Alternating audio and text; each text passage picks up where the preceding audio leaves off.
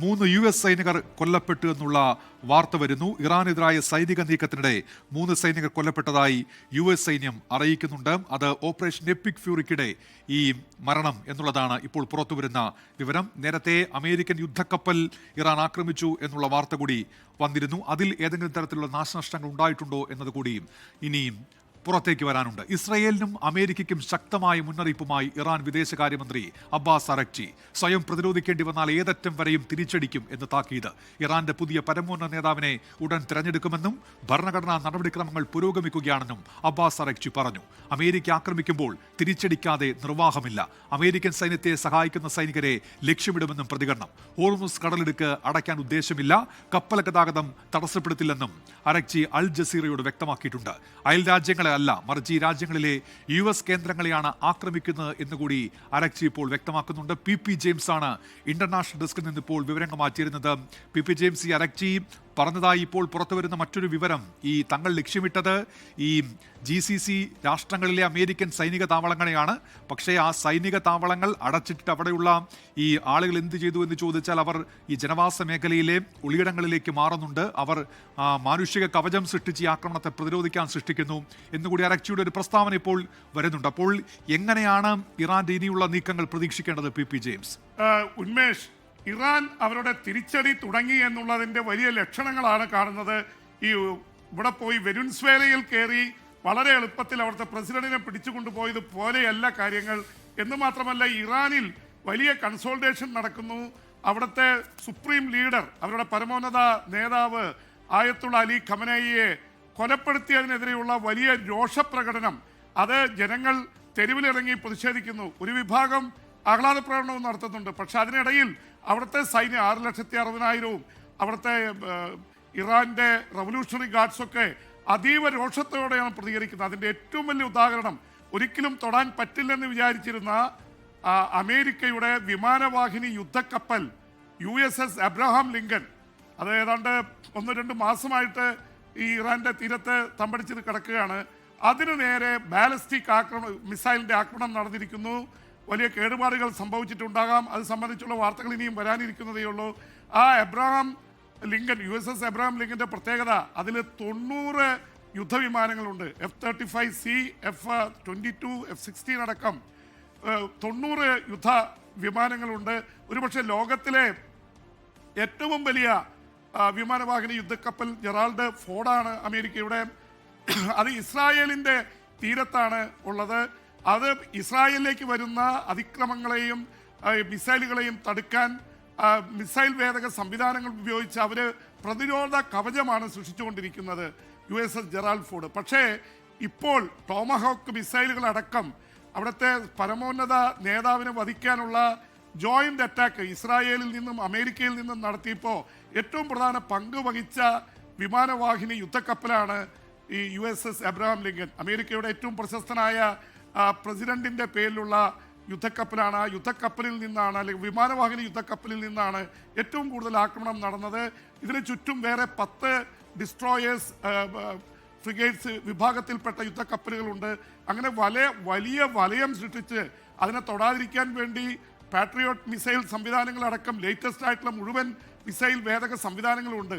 അതിനെയൊക്കെ തകർത്തുകൊണ്ടാണ് ഈ 4 മിസൈലുകൾ വന്ന് USS അബ്രഹാം ലിങ്കണിൽ പതിച്ചുവെന്ന് പറയുന്നത് വളരെ അപകടകരമായിട്ടുള്ളൊരു കാര്യമാണ്. അമേരിക്കയ്ക്ക് വലിയ നാണക്കേടാണ്. അതിനിടയിൽ 3 US സൈനികർ കൊല്ലപ്പെട്ടു എന്ന വാർത്ത കൂടി വരുന്നു. അപ്പോൾ അമേരിക്കയ്ക്ക് 3 സൈനികരെ നഷ്ടപ്പെടുന്നു.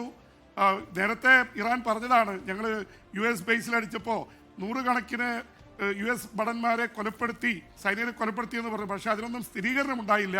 പക്ഷെ ഇപ്പോൾ 3 US സൈനികർ കൊല്ലപ്പെട്ടു എന്ന വാർത്ത വരുന്നു. ട്രംപിൻ്റെ വലിയ ഭീഷണി നിൽക്കുന്നുണ്ട്. പ്രത്യാക്രമണം നടത്തിയാൽ നിങ്ങൾ ഒരിക്കലും പ്രതീക്ഷിക്കാത്ത രീതിയിലുള്ള അടി ഞങ്ങൾ നടത്തും എന്ന് പറഞ്ഞിരിക്കുന്നു. അപ്പോൾ ഒരു കാര്യം വളരെ വ്യക്തമാവുകയാണ്, പശ്ചിമേഷ്യയിൽ യുദ്ധം രൂക്ഷമാകുന്നു എന്നാണ് മനസ്സിലാക്കേണ്ടത്. ഇപ്പോൾ എനിക്ക് ഖത്തറിൽ നിന്നും അതുപോലെ തന്നെ കുവൈറ്റിൽ എൻ്റെ സഹോദരനുണ്ട്, കിട്ടിയ കോൾ അനുസരിച്ച് എല്ലായിടത്തും സൈറൻ മുഴങ്ങുകയും മിസൈലുകൾ പാഞ്ഞെത്തുകയും അവിടുത്തെ പ്രതിരോധ സംവിധാനങ്ങൾ അതിനെ അടിച്ചിടുന്നതിൻ്റെ, കുവൈറ്റിൽ അത് അടിച്ചിട്ടു. അവിടുത്തെ ഇൻ്റർനാഷണൽ പോർട്ടിൽ ഇന്നലെ കുവൈറ്റിൽ മിസൈൽ പതിച്ചിരുന്നു. അവിടെ ഇൻ്റർനാഷണൽ എയർപോർട്ട് അടച്ചിരിക്കുകയാണ്. ഏതാണ്ട് 2 കിലോമീറ്റർ മാത്രമേ ഉള്ളൂ US ബേസിലേക്ക്. US ബേസും കുവൈറ്റിൻ്റെ അന്താരാഷ്ട്ര വിമാനത്താവളവും തമ്മിൽ 2 കിലോമീറ്ററിൻ്റെ വ്യത്യാസമേ ഉള്ളൂ. അപ്പോൾ 2 സ്ഥലത്തും അടി വന്നിട്ടുണ്ട്. ഇന്ന് ഉച്ച കഴിഞ്ഞ് കുവൈറ്റിൽ ആക്രമണം നടന്നു. ഏതാനും മിനിറ്റുകൾക്ക് മുമ്പാണ് ഖത്തറിനടുത്ത് ഒമാനിലും അതുപോലെ തന്നെ ഏറ്റവും ഇതായിട്ടുള്ള ബഹ്റിൻ ഒരു പക്ഷേ ചെറിയൊരു രാജ്യമാണ്, ഇറാനുമായിട്ട് വലിയ പ്രശ്നങ്ങളൊന്നുമില്ല. പക്ഷെ അമേരിക്കയുടെ 5th ഫ്ലീറ്റ് 5ാം കപ്പൽ പടയുടെ ആസ്ഥാനം അവിടെയാണ്. കമ്പൈൻഡ് മെറൈൻ ഫോഴ്സസ് 47 രാജ്യങ്ങൾ ചേർന്നുള്ള കമ്പൈൻഡ് നാവികസേനയുടെ ആസ്ഥാനം കൂടിയാണ്. അതുകൊണ്ടാണ് തന്ത്രപരമായിട്ടുള്ള അടി നടത്തുന്നത്. നമ്മുടെ മലയാളികളടക്കം ഒരുപാട് പേര് ഈ US ബേസിൻ്റെ അടുത്ത് നിന്ന് അവരോട് മാറിപ്പോകാൻ തന്നെ പറഞ്ഞു. ആലുവ സ്വദേശിയായിട്ടുള്ള മിജോയായിട്ട് ഞാൻ സംസാരിച്ചിരുന്നു. അവർ കുടുംബസമേതം ഇന്നലെ രാത്രിയൊക്കെ മോളുകളിലാണ് കഴിഞ്ഞത്. ഇന്ന് അവർ മാറിപ്പോയിരിക്കുന്നു. അവർ പോയിരിക്കുന്നത് സുഹൃത്തിൻ്റെ വീട്ടിലേക്ക് 19-20 കിലോമീറ്റർ ദൂരത്തേക്കാണ്. അടുത്ത ഒരു 5 കിലോമീറ്ററിനുള്ളിൽ തങ്ങേണ്ടതാണ് അവർക്ക് കിട്ടിയിട്ടുള്ള നിർദ്ദേശം. ഇതുപോലെ ഓരോ രാജ്യങ്ങളിലും യു എയിൽ ദുബായിൽ ആക്രമണം നടത്തി 210 ഡ്രോണുകളും ഏതാണ്ട് 140-ലേറെ മിസൈലുകളും അവിടെ പ്രയോഗിച്ചു. പക്ഷെ അതൊക്കെ പാട്രിയോട്ട് മിസൈൽ സംവിധാനങ്ങൾ വെച്ച് അടിച്ചു കളഞ്ഞു. ഇതിനിടയിൽ ഇപ്പോൾ സൗദി അറേബ്യ ഇറാനെതിരെ രംഗത്ത് വന്നതാണ് ഏറ്റവും പുതിയ സംഭവവാസം. ഇതുവരെ സൗദി അറേബ്യ മൗനം പാലിക്കുകയായിരുന്നു. ഗൾഫ് രാജ്യങ്ങളിലേക്ക് കയറി ആക്രമിച്ചതിനെ ചോദ്യം ചെയ്തിരിക്കുന്നു. അതുപോലെ തന്നെ USSൻ്റെ കപ്പൽ സംവിധാനത്തെ ആക്രമിച്ചതിനെതിരെയും സൗദിയുടെ പ്രതിഷേധം വന്നതായിട്ടാണ് റിപ്പോർട്ടുള്ളത്. എന്തായാലും അവരുടെ പ്രസിഡന്റ് പൊതുവെ മിതവാദിയായിട്ടാണ് അറിയപ്പെടുന്നത്, മസൂദ് പെസസ്കിയാൻ. ഒരു പക്ഷേ ആയത്തുള്ള അലി ഖാമിനിയുടെ സ്ഥാനാർത്ഥിയെ തോൽപ്പിച്ചാണ് അദ്ദേഹം ഇറാന്റെ പ്രസിഡന്റായി വന്നത്. പക്ഷെ അദ്ദേഹത്തിന്റെ നിലപാട് മാറിയിരിക്കുന്നു. തങ്ങളുടെ സുപ്രീം കമാൻഡറുടെ രക്തത്തിന് ഞങ്ങൾ വില പറയും, അല്ലെങ്കിൽ ഞങ്ങൾ വില ചോദിക്കും എന്നുള്ള രീതിയിൽ വലിയ ശക്തമായിട്ടുള്ള പ്രതിഷേധവുമായിട്ടാണ് അവർ അടിച്ചുകൊണ്ടിരിക്കുന്നത്. ഞങ്ങൾ ഏതറ്റം വരെ പോകുമെന്ന് വിദേശകാര്യമന്ത്രി അബ്ബാസ് അറഗാച്ചി പറഞ്ഞിരിക്കുന്നു. അപ്പോൾ ഇതെല്ലാം വെച്ച് നോക്കുമ്പോൾ ഇറാൻ പിന്നോട്ടില്ല. പക്ഷേ എന്ന് വിചാരിച്ച് ഇറാന് ഏകപക്ഷീയമായി വിജയമുണ്ടാവുന്നില്ല. ഏതാണ്ട് ഇറാനിലെ പല കേന്ദ്രങ്ങളും ബോംബ് ചെയ്ത് തരിപ്പണമാക്കിയിരിക്കുകയാണ് ഇസ്രായേലും അമേരിക്കയും ചേർന്ന്. എന്നിട്ടും ഈ ബാലിസ്റ്റിക് മിസൈലുകളുടെ കാര്യത്തിൽ ഒരുപക്ഷെ ഏഷ്യയിലെ ഏറ്റവും കൂടുതൽ ബാലിസ്റ്റിക് മിസൈലുകളുള്ള ഒരു രാജ്യം കൂടിയാണ് ഇറാൻ. അതുപയോഗിക്കുന്നു. ഡ്രോണുകൾ ഉക്രൈൻ യുദ്ധത്തിൽ റഷ്യക്ക് 10,000-കണക്കിന് ഡ്രോണുകൾ നൽകിയത്, ഷാഹിദ് ഡ്രോണുകൾ നൽകിയത് ഇറാനാണ്. അപ്പോൾ ഇറാൻ അടിക്കുന്നു. ഇറാൻ്റെ പിന്നിൽ ആരെങ്കിലും കാണും. അതാണ് ചൈനയുടെ ഒരു വരവ് നമ്മൾ വളരെ സൂക്ഷ്മതയോടെ നോക്കേണ്ടിയിരിക്കുന്നു. ചൈന രംഗത്തിറങ്ങിയാൽ ഇത് മേഖലാ യുദ്ധത്തിലൊന്നും നിൽക്കില്ല. അതുകൊണ്ട് വളരെ സൂക്ഷിച്ച്, ഇതൊരു വളരെ അപകടകരമായിട്ടുള്ളതാണ്. ഗോപീകൃഷ്ണൻ ഒരുപക്ഷെ ഗോപീകൃഷ്ണൻ ഓർക്കുന്നുണ്ടാവും. പേൾ ഹാർബറിൽ ജപ്പാൻകാർ വന്ന് 1941 ഒരു പെട്ടെന്ന് നടത്തിയ ഒരു ആക്രമണമാണ് ഒരുപക്ഷെ 2ാം ലോക മഹായുദ്ധത്തിൻ്റെ ചരിത്രം തന്നെ മാറ്റിമറിച്ചത്. അതിൻ്റെ പേരിലാണ് അമേരിക്ക യുദ്ധരംഗത്ത് ഇറങ്ങിയത്. ഐസൻഹോവറും വിൻസ്റ്റൺ ചർച്ചിലും സ്റ്റാലിനൊക്കെ ചേർന്നുള്ള ഒരു കൂട്ടുകെട്ട് വീണ്ടും ജപ്പാനെയും ജർമ്മനിയും അട്ടിമറിക്കും. അതുപോലെ ഇപ്പോൾ സംഭവിച്ചിരിക്കുന്നത് ഈ തരത്തിൽ ഒരു നടന്ന ഈ സംഭവവികാസങ്ങൾ ഒരുപക്ഷെ ഇതൊരു തെറ്റിപ്പോയ കണക്കൂട്ടലുകളുടെ പേരിൽ ഒരു ലോകമഹായുദ്ധം, 3ാം ലോകമഹായുദ്ധം ഉണ്ടാവാതിരിക്കട്ടെ.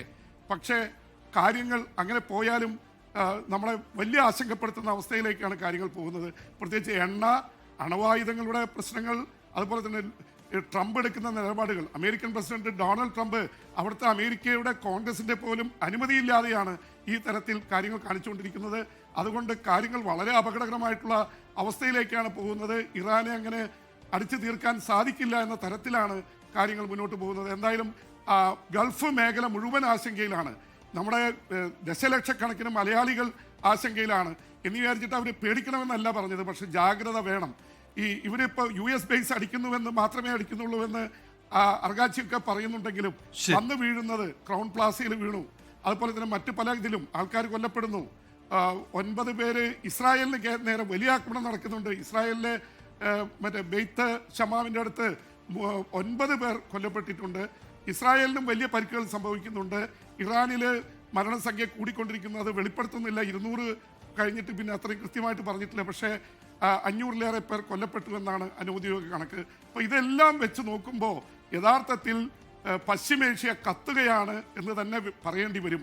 ഉന്മേഷ്. ശരി, പി ജെയിംസ് ആണ് ഇപ്പോൾ വിവരങ്ങൾ നൽകിയത്. ലോകത്തെവിടെയായാലും ഏത് സമയത്തും 24 വാർത്തകളും ഓഗ്മെന്റഡ് റിയാലിറ്റി പാക്കേജുകളും എക്സ്പ്ലെയിനറുകളും വിശദമായി കാണാൻ ഞങ്ങളുടെ യൂട്യൂബ് ചാനൽ നിങ്ങൾക്ക് സബ്സ്ക്രൈബ് ചെയ്യാം.